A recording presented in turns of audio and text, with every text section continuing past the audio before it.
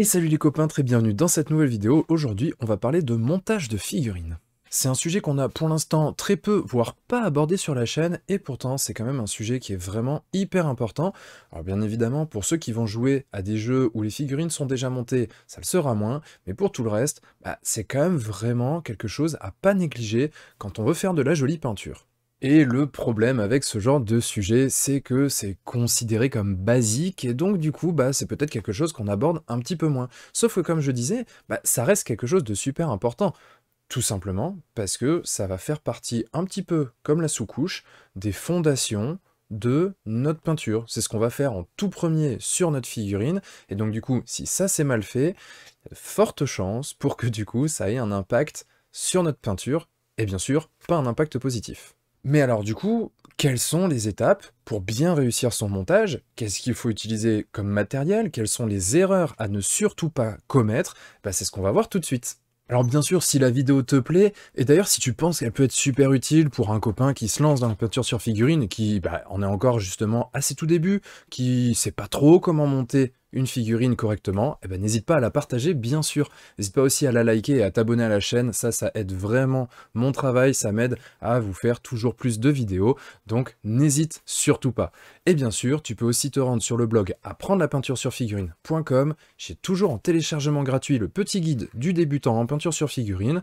Quand tu le télécharges, en plus, ça t'inscrit à la newsletter que j'envoie le plus régulièrement possible, à peu près une fois par semaine, un peu plus, et du coup dedans je donne des petites infos sur la peinture, les nouveautés, je fais le tour de l'actu, je vous montre aussi des photos de ce que j'ai pu peindre, bref, une source d'inspiration et d'information sur le hobby qu'on partage. Et bien sûr, si tu cherches des cours de peinture ou un service de peinture, n'hésite pas à me contacter, t'as toutes les infos dans la description.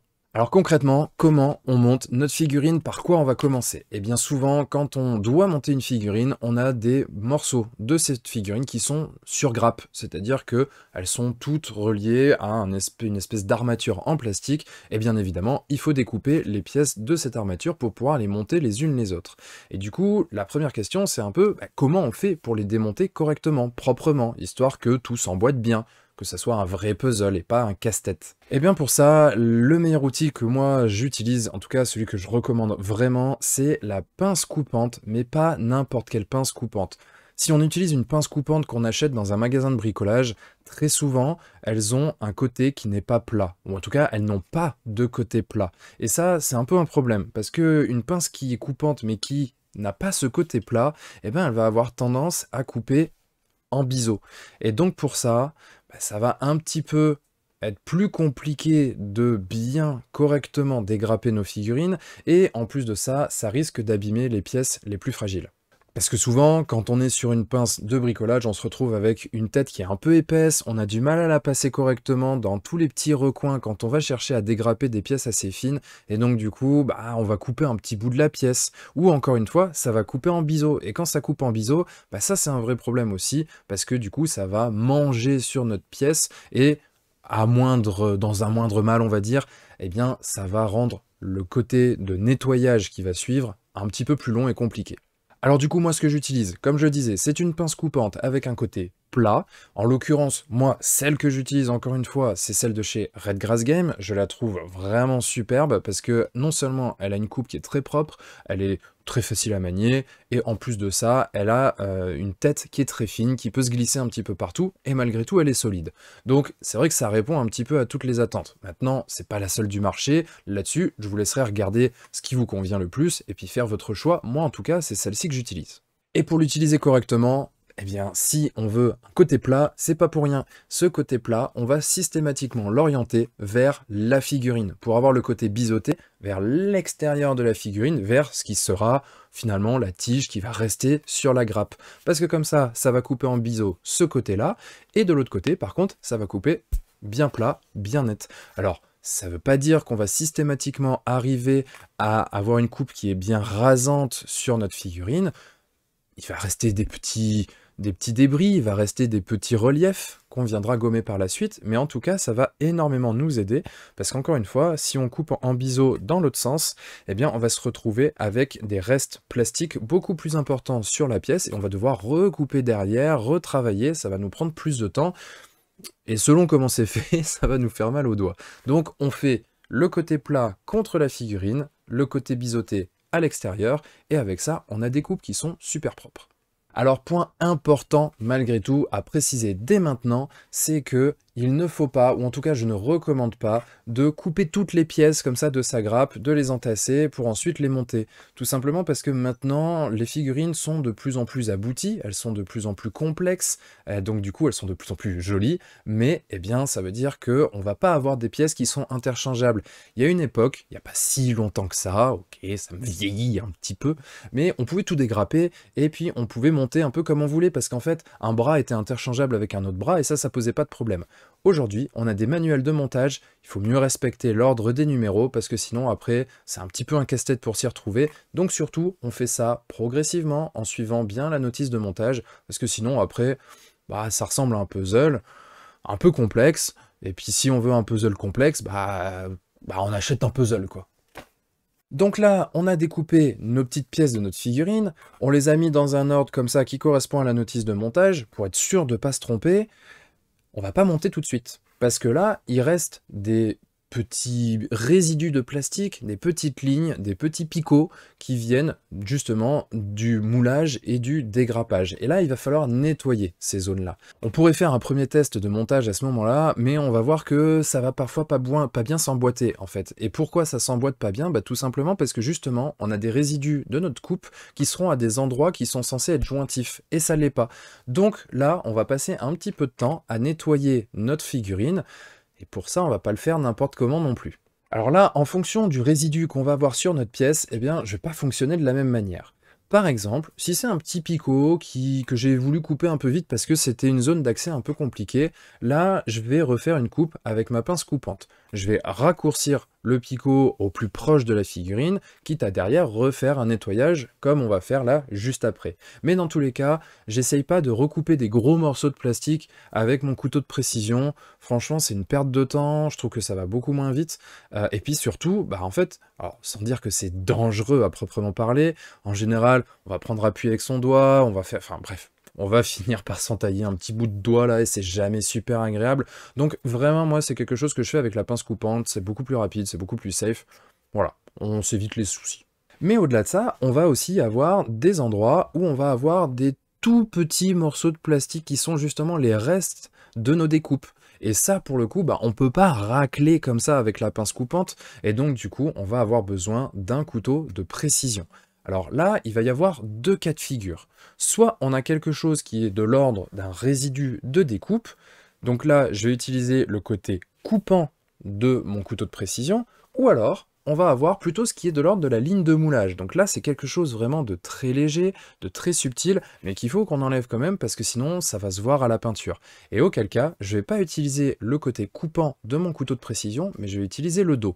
En utilisant le dos, ça va me permettre, entre guillemets, de racler, d'écraser un petit peu ces zones de plastique très très fines qui s'enlèvent très facilement de cette manière, et du coup, ça m'évite de faire des crans avec la lame de mon couteau de précision, parce que c'est un peu le risque, quand on vient passer sur des zones qui sont si petites, si fines, et qu'on vient passer avec le coupant, on risque de faire des entailles un petit peu dans la figurine, d'enlever un petit morceau qu'on voudrait pas, donc autant que possible, j'utilise le dos du couteau. Par contre, en effet, quand c'est vraiment un reste de tige, on va dire, de support de notre grappe, là, je viens vraiment avec le coupant parce qu'il y a plus de matière à enlever et avec le dos du couteau, c'est quand même un peu moins pratique. Donc voilà pour la petite différence. Dans tous les cas, besoin d'un couteau de précision.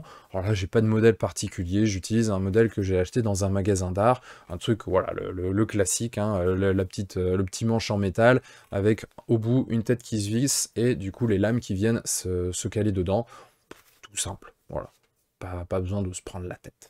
Alors là, on a découpé nos pièces, on les a nettoyées, il reste peut-être une étape de nettoyage. Moi, c'est quelque chose, personnellement, que je ne fais pas. Je vais pas mentir, c'est quelque chose que je fais, ou en tout cas très très très rarement. Je le fais uniquement quand je vois que les pièces sont un peu grasses.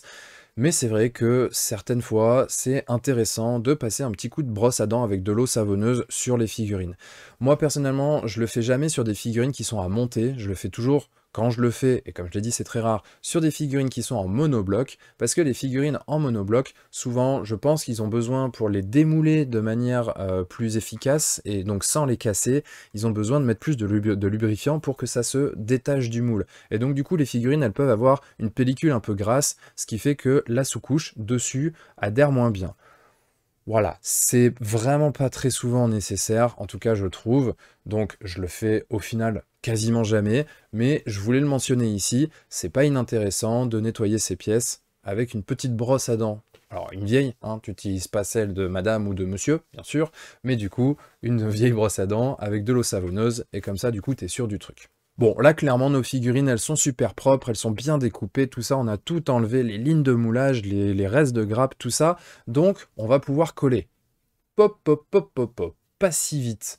Là, quand même, on va se poser quelques questions. Et la première, c'est, est-ce qu'on est sûr d'avoir bien compris comment s'imbriquent les différentes pièces? Parce qu'ici, si on colle tout de suite, ce qui va se passer parfois, c'est que on va penser qu'une pièce se met dans ce sens, mais elle s'incline légèrement dans un autre sens, ou légèrement dans l'autre. Et donc du coup, ce qui va se passer, c'est qu'on va trifouiller notre colle. On va mettre notre colle, on va mettre la pièce, ça va pas fonctionner, on va la tourner un petit peu, puis encore un petit peu, puis on va chercher l'angle dans lequel ça se met correctement, sauf qu'en faisant ça, eh ben on va foutre de la colle partout autour de la pièce. Et ça, ça peut laisser une texture, une épaisseur qui est vraiment pas jolie une fois qu'on peint la figurine. Alors, quand c'est très léger, ça va, mais ça peut être un petit peu plus épais. Et au-delà de ça, dépendamment de la colle qu'on va utiliser, là ce que je viens de dire ça fonctionne si on utilise de la superglue, de la cyanoacrylate, mais si par contre on utilise de la colle plastique, là ça peut être encore pire, parce que la colle plastique elle a tendance, en tout cas c'est le principe, à souder les deux pièces, et alors là, une fois que c'est mal positionné, hop, c'est mal positionné, et puis c'est walou.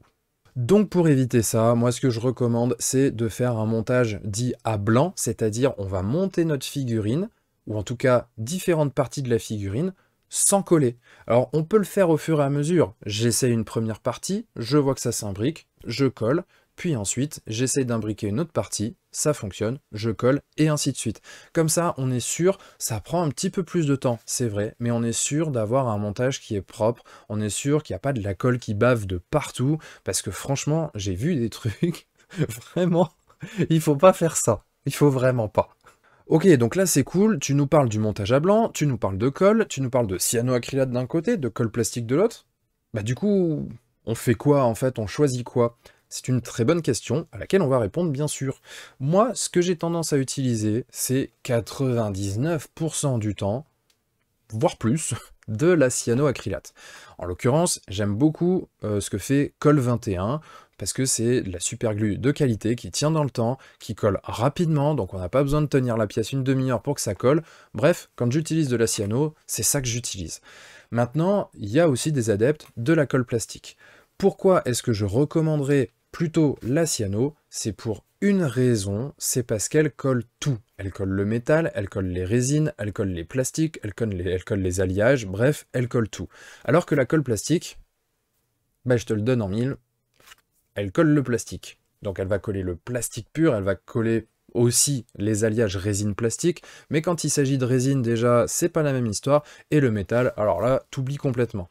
Et donc du coup, moi c'est vrai que c'est quand même quelque chose que je préfère. En plus, on va pas se mentir, la cyano, ça colle plus vite d'une manière générale, et en plus de ça, même si ça colle plus vite, ça va avoir tendance à être un petit peu plus permissif, comme je disais tout à l'heure, parce que si on se trompe un petit peu, on peut plus facilement la décoller. Un petit tour dans le congèle, par exemple, ça a tendance à fragiliser la cyano, et donc du coup, à la décoller plus rapidement, alors que la colle plastique, pour le coup, elle, une fois que c'est collé, c'est collé. Donc ça a aussi l'avantage d'être plus solide, par contre, ça c'est vrai, mais d'une manière générale, personnellement, je préfère la cyano. Ah oui, et pour la cyano, j'utilise de la cyano liquide. J'utilise pas les trucs en gel, j'utilise pas les petits tubes là, machin, qui se percent où on s'en fout partout. Non, non, non, non. J'utilise de la cyano liquide, ça se glisse beaucoup mieux, je trouve que c'est beaucoup plus précis, et donc du coup, ça fonctionne mieux, et en plus de ça, ça laisse pas de surépaisseur, donc ça c'est plutôt cool. Attends, pose tes mains, enlève cette colle tout de suite, parce qu'il y a quelque chose dont on doit parler. Est-ce qu'on monte toute la figurine ou pas? Ouais, important quand même. Alors moi, ce que je dis souvent, c'est que j'essaye de monter le maximum de la figurine. Parce que quand on peint non monté, ce que je trouve compliqué, moi, c'est de choisir correctement, de placer correctement les lumières sur la figurine. Parce qu'il suffit que on peigne une pièce inclinée dans ce sens-là, puis l'autre, en fait, on va l'incliner un tout petit peu comme ça, ou un tout petit peu comme ça, et donc du coup, ça va changer totalement le positionnement des lumières, qui de fait, une fois que ce sera monté, bah, ce sera pas cohérent. En plus de ça, la cyano, quand on la met, quand on l'applique et qu'on colle alors que c'est déjà peint, ça a tendance à faire des taches blanches. Donc ça peut gâcher, ça peut vraiment vraiment rendre la peinture super dégueu. Moi ça m'est déjà arrivé et donc du coup je trouve ça pas fun quoi. Franchement quand ça t'arrive t'as bien les boules. Et si toutefois tu colles avec de la colle plastique, et bah du coup il faut pas qu'il y ait de peinture parce que sinon en fait il y a une couche entre les deux qui fait que ça va pas bien coller. La cyano d'ailleurs c'est un petit peu pareil parce que si tu colles sur le plastique ça tiendra quand même vachement mieux. Si tu colles sur la peinture, bah, ça peut décoller les deux morceaux de peinture au final et donc du coup tu te retrouves avec des galettes de peinture qui se sont décollées et tes deux pièces elles sont dans la main. Sympa. Donc du coup, comme je disais, je monte au maximum. Par contre, ça arrive aussi qu'il y ait des figurines qui soient particulièrement, on va dire, adaptées au fait de ne pas tout monter. Et ça, c'est souvent le cas quand il y a par exemple une position un peu comme ça, là, voilà, je tiens un flingue, je tiens un fusil comme ça devant, je cache tout mon torse. Là, c'est vrai que c'est un peu compliqué de peindre cette partie-là, donc du coup, je vais peut-être avoir tendance, étant donné que c'est une zone importante, avoir tendance à ne pas monter tout de suite pour pouvoir avoir accès plus facilement à cette partie. Par contre, du coup, bah, je vais commencer par ça, et puis ensuite, une fois que ça c'est fait, hop, je vais directement coller les bras pour pouvoir peindre la suite. Ceci étant dit, quand on a une zone qui est peu accessible, très souvent, c'est une zone qui est dans l'ombre, et donc du coup, c'est une zone sur laquelle on n'a pas non plus un énorme travail de peinture, et j'ai envie de dire même pour de la peinture de jeu, si ça reste noir, parce que la sous-couche est noire, et bien dans ce cas-là, ça pose pas vraiment de soucis. Donc du coup, on a dégrappé, on a nettoyé, on a collé, tout ou pas en fonction de la figurine, il va nous rester quelque chose à faire avant de pouvoir passer à la sous-couche et donc du coup à la peinture. Il s'agit de combler les trous. Bah oui, parce qu'en fait, on a beau avoir les plus belles figurines du monde, il y a toujours des endroits au niveau des inserts, en fait, tout simplement, où il va y avoir un petit espace, où il va y avoir un petit millimètre de décalage. Et donc du coup, ça, il faut qu'on puisse les reboucher, parce que sinon, c'est pas Jojo sur la figurine. Alors du coup ça pour reboucher des trous comme ça, il y a plein de méthodes possibles. Moi en ce moment, ce que j'ai tendance à faire le plus, c'est d'utiliser de la pâte Milliput. Donc la pâte Milliput, en fait c'est une pâte bicomposant qui, quand on va la mélanger, on va mélanger les deux composants, elle va durcir. L'avantage en fait c'est qu'on en a vraiment pas besoin de beaucoup quand il s'agit de combler des tout petits interstices de quelques millimètres. Donc pour le coup, je dis quelques millimètres, c'est en général, c'est même moins d'un millimètre, hein, c'est vraiment minuscule. Et donc du coup, ça permet juste de lisser. Et l'avantage de la Milliput, en fait, c'est qu'elle peut se poncer assez facilement. Elle ne granule pas quand on la ponce, et donc du coup, ça donne quelque chose de plus propre. C'est beaucoup moins le cas avec la Green Stuff, donc c'est pour ça que je ne l'utilise pas. Bien sûr, il y a plein de produits qui peuvent être utilisés pour reboucher. Ça peut être de la Milliput, ça peut être de la Green Stuff, ça peut être de la Green Stuff liquide, ça peut être de la résine, ça peut être du vernis. D'ailleurs, le vernis est assez intéressant quand il s'agit de reboucher des tout petits espaces, parce que comme ça, hop, ça coule à l'intérieur, ça sèche, ça fait une surface lisse. Bref, c'est quand même une étape qui est importante qu'il faut faire, parce que comme ça, du coup, on aura des surfaces qui seront bien nettes, bien propres, plutôt que, par exemple, comme ça peut être le cas sur les sérafons que je suis en train de monter, avoir une grosse ligne là, pouf, en plein milieu du visage, parce que en fait la tête elle est séparée en deux pièces, et donc du coup on a toujours une petite ligne de moulage, enfin de montage plutôt, à cet endroit. Donc ça on le fait, et une fois qu'on l'a fait, eh bien on a fini le montage de notre figurine. Et voilà les copains, je pense qu'on a fait le tour. Avec tout ça, vous avez de quoi monter des super figurines sans faire de grosses bêtises, et donc du coup avoir des trucs qui sont super intéressants à peindre sans avoir des gros trous, ou des gros crans, ou des tiges de montage qui n'ont pas été bien coupées. Bref, avec tout ça, vous avez toutes les clés pour faire de jolies figurines montées.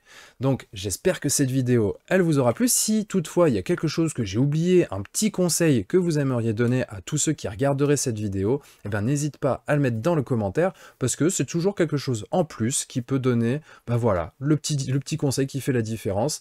Je peux pas penser à tout dans les vidéos, et donc du coup vous êtes aussi là pour ça. Moi ça me fait toujours très plaisir. Alors il me reste plus qu'à vous souhaiter une très bonne soirée à tous, et bien sûr, d'ici à la prochaine vidéo, comme d'habitude, n'oubliez pas de mettre des couleurs dans votre vie les copains. Allez, ciao ciao!